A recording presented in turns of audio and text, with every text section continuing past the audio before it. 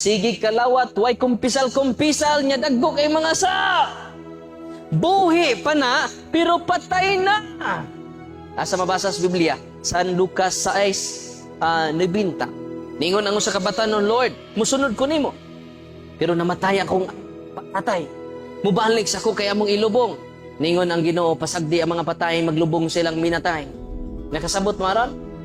Dunay minatay lang yatod, ang naghatod pud puro pud patay. Pasagdi ang mga patay maghatod sa ilang minatay.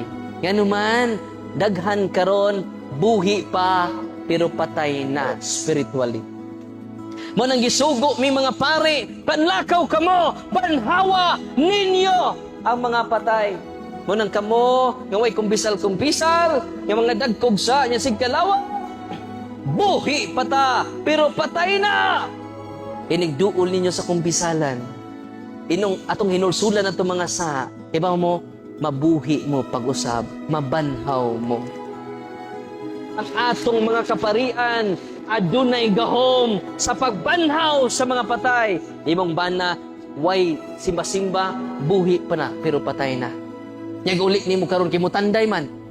Tuy ni tanday ang patay.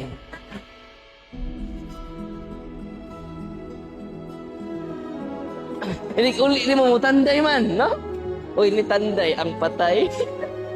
Nya utro man pug kang sigkalawat, way kumbisal-kumbisal. Ang itandayan, otro pong patay.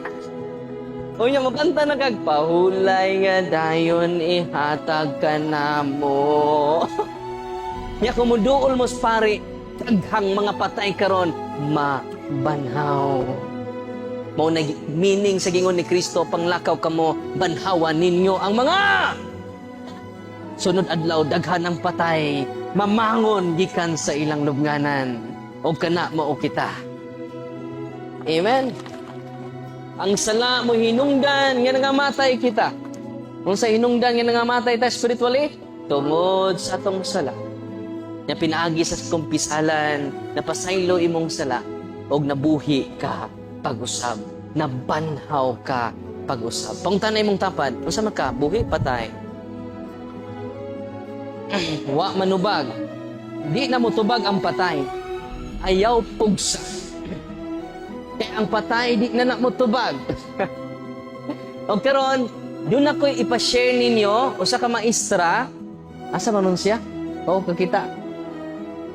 Usa ka maestra, na nagkaila-ila mi dito sa Kitsaraw. Asa siya dapat? Dakon na siya sa atubangan, naglingkod. Asa siya dapat? Adara!